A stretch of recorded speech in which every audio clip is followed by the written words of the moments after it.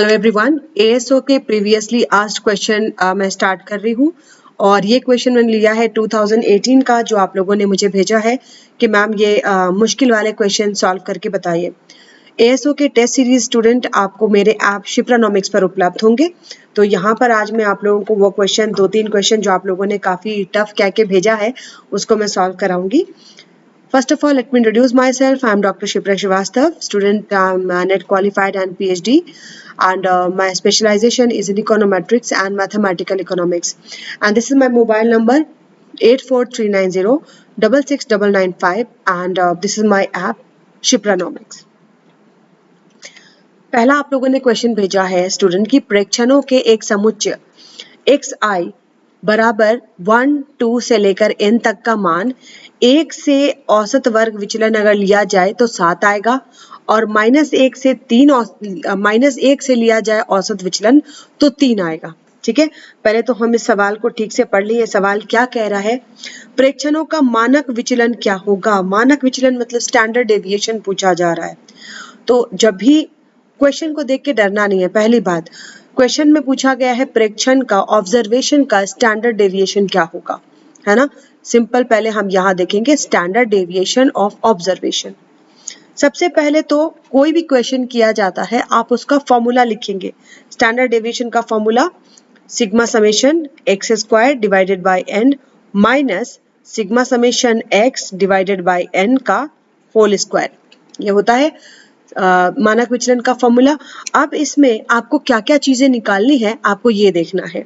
ठीक है, यहाँ पर आपको एक्स स्क्वायर की वैल्यू निकालनी है और एक्स की वैल्यू निकालनी है। तो आप बोलो कि इस क्वेश्चन में तो एक्स किस तरीके से निकलेगा।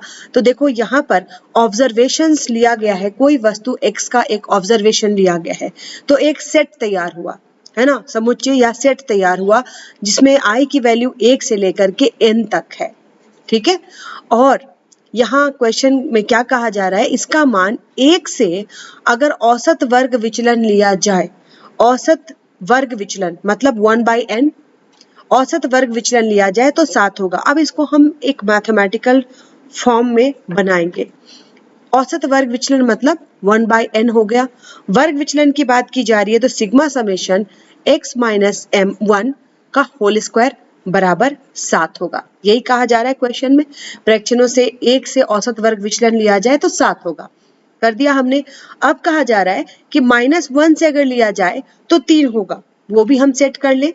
ये भी औसत वर्ग विचलन होगा 1/n sigma summation x minus -1, इसको हम अलग से एक प्रकोष्ठक में ले लेंगे और इसको इस तरीके से लिखेंगे स्क्वायर बराबर 3। तो ये हमारे दो समीकरण तैयार हो गए हमारे क्वेश्चन के अनुरूप। ठीक है, सिंपल हो गया क्वेश्चन। प्रेक्षण या ऑब्जर्वेशन जो लिया जा रहा है उसमें x की वैल्यू 1, 2 से लेके n तक है और इसका वैल्यू कितना है, तो अगर हम 1 से औसत वर्ग विचलन ले रहे हैं तो 7 है और -1 से ले रहे हैं तो 3 है। ठीक है, मैंने उस तरीके से दो समीकरणों को फॉर्म कर दिया। अब पूछा जा रहा है कि इन ऑब्जर्वेशंस का मानक विचलन या प्रमाण स्टैंडर्ड डेविएशन क्या होगा। तो स्टैंडर्ड डेविएशन का फॉर्मूला निकल गया ये। अब हमें कौन सी वैल्यू निकालनी है, अब हमें निकालना है एक्स स्क्वायर की वैल्यू और एक्स की वैल्यू क्या होगी। ठीक है, और हमारे पास दो समीकरण दिए हुए हैं तो आपने मैथमेटिक्स के ढंग से इसे सॉल्व कर लेना है ना, ताकि हमें एक्स स्क्वायर की वैल्यू भी निकल जाए। अब यहाँ पर हम लिख सकते हैं सिग्मा समेशन एक्स माइनस 1 का square is equal to 7n, है ना, क्योंकि आप प्रेक्षणों की संख्या 1 से लेकर के n तक है, 7n लिख सकते हैं। और इज इक्वल टू ये वाला समीकरण हमने लिखा क्योंकि n को अगर हम 7 से मल्टीप्लाई कर दें, इसी तरीके से 3 से हम n को मल्टीप्लाई कर दें और इस इक्वेशन को भी हम सिंपल कर ले तो सिग्मा समेशन x प्लस 1 हो जाएगा। अब +1 का square is equal to 3n, है ना। हमने क्या किया, हमने 7 को n से मल्टीप्लाई कर लिया और 3 को भी n से मल्टीप्लाई करके इस इक्वेशन को हमने स्ट्रेट कर दिया। हो गया, बिल्कुल मैथमेटिकल डिराइवेशन जिस तरीके से करते हैं उस तरीके से हम इसको लेके चलेंगे। तो 7n और 3n इसका वैल्यू आ गया। अब इसको हम पहले 7n के लिए सॉल्व कर लें, फिर 3n के लिए हम सॉल्व कर लेंगे। 7n को अगर हम x माइनस 1 के होल स्क्वायर पर इसको तोड़ते हैं, बिल्कुल मैथमेटिकली प्रूव करेंगे। x माइनस 1 का होल स्क्वायर अगर हम ले लें तो यहाँ पर आ जाएगा x square minus 2x plus 1 is equal to 7n, है ना। अब इसको हम लिख सकते हैं x square plus n minus 2x या 2 सिग्मा समेशन x बराबर 7n, है ना। क्योंकि देखो यहाँ पर x square minus 2x plus 1 है, 1 है, इसका मतलब क्या है स्टूडेंट, यहाँ पर 1n है तो n माइनस 2x बराबर 7n। तो इसको हम अगर और कट करते हैं, अब यहाँ पर जैसे हमने 7 का निकाला उसी तरह से हम 3 का भी निकालेंगे। x प्लस 1 का होल स्क्वायर की फॉर्मूले में तोड़ो, a square plus 2ab plus b square is equal to 3n, ठीक है। अब इसको हम लिख सकते हैं sigma summation x square plus 1 की जगह हम ले ले n plus 2 sigma summation x, इसको भी हम इसी तरह से लिखेंगे 2 sigma summation x is equal to 3n। अब दोनों में अगर आप देखो तो कॉमन क्या है, 2 सिग्मा समेशन x इधर भी है, 2 सिग्मा समेशन x इधर भी है। अब हम प्लस और माइनस को कैंसिल कर सकते हैं, दोनों तरफ 2 सिग्मा समेशन x कट जाता है ना, क्योंकि सिग्मा समेशन x बराबर सिग्मा समेशन 1 बराबर n हम मान सकते हैं। तो अब यहाँ पर देखो 2 sigma summation x square 2 sigma summation x square plus 2n is equal to 10, है ना। इधर भी एक्स स्क्वायर है, इधर भी एक्स स्क्वायर है, तो 2 sigma summation x square plus एक n इधर है और एक n इधर है 2n और 7 प्लस 3, तो ये हो गया 10n। अब इसको हम और सिंप्लीफाई करते हैं तो आ जाएगा 2 sigma summation x square is equal to 8n। 10n में से 2n को हम क्या करेंगे, लेस कर लेंगे। तो अब यहाँ पर देखो एक्स स्क्वायर की वैल्यू निकल रही है, sigma summation x square is equal to 8n divided by 2 is equal to 4n, है ना। तो हमें किसकी वैल्यू निकल गई, हमें इसकी वैल्यू निकल गई, प्रमाप विचलन के का जो फॉर्मूला है उसके लेफ्ट हैंड साइड वाले की वैल्यू निकल गई, सिग्मा समेशन एक्स स्क्वायर बराबर क्या आ गया हमारा 4n। अब हमें क्या चाहिए, सिग्मा समेशन x की वैल्यू क्या होगी। थोड़ा बड़ा मैथ है, आई डोंट नो इसको एमसीक्यूज में कैसे दे दिया, इतना बड़ा मैथ एमसीक्यूज में जनरली दिया नहीं जाता, लेकिन चलो इसको बनाते हैं। तो अब हमें निकालना है x की वैल्यू, है ना। सिग्मा समेशन एक्स स्क्वायर बराबर हमारा 4n आ गया। अब हम यहाँ से ये जो इक्वेशन नंबर 2 है,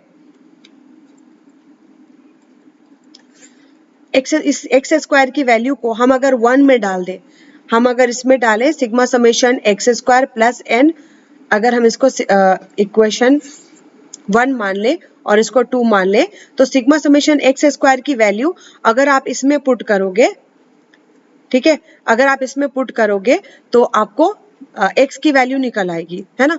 तो पहले मैं ये इक्वेशन लिख दूं, ये इक्वेशन हमारा है sigma summation x square plus n plus 2 sigma summation x बराबर 3n। अब हमारा एक्स स्क्वायर का वैल्यू क्या आ गया है 4n, तो हम इसको लिख सकते हैं 4n plus n plus 2 sigma summation x is equal to 3n। तो अब हमें यहाँ पर किसकी वैल्यू निकल जाएगी, अब हम यहाँ पर देखो जो वेरिएबल है हमारा x, तो हमारी यहाँ पे x की वैल्यू निकल आएगी। अब हम इसको लिख सकते हैं 2 sigma summation x is equal to 3n और 4 प्लस 1 5 माइनस 5n। तो सिग्मा समेशन x की वैल्यू हो जाएगी 3 माइनस 2n डिवाइडेड बाय 2, है ना। तो यहाँ पर 2 से 2 कट जाएगा तो यहाँ पर माइनस n, इसका मतलब है सिग्मा समेशन x की वैल्यू होगी माइनस n। तो अब हमें दोनों वैल्यूज मिल गए हैं, हमें पहला वैल्यू क्या मिला, सिग्मा समेशन एक्स स्क्वायर बराबर क्या मिला 4n और सिग्मा समेशन x बराबर मिल गया माइनस n। अब इन दोनों वैल्यूज को अगर हम जो प्रमाप विचलन का फॉर्मूला है उसमें हम बिठा दें तो प्रमाप विचलन इज इक्वल टू, हमारा फॉर्मूला क्या है, हमारा फॉर्मूला है प्रमाप विचलन का sigma summation x square divided by n minus x by n का होल स्क्वायर। तो अब यहाँ पर हम डाल सकते हैं 4n divided by n minus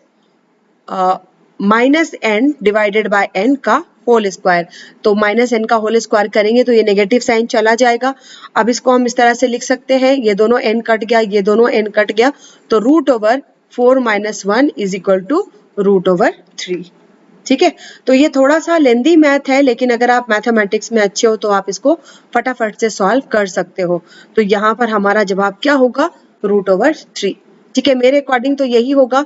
अगर आप लोगों ने इसका सॉल्यूशन कहीं और भी देखा है तो आप देख सकते हो, लेकिन मैं इसे अगर सॉल्व करूं तो मेरा वैल्यू रूट ओवर 3 आएगा। तो जब भी इस तरीके के मैथ आते हैं, मानक विचलन क्या होगा या वेरिएंस क्या होगा, तो सबसे पहले आसानी के लिए आप उस फॉर्मूले को लिख करके रख लीजिए, सो दैट आपके लिए काफी सिंपल हो।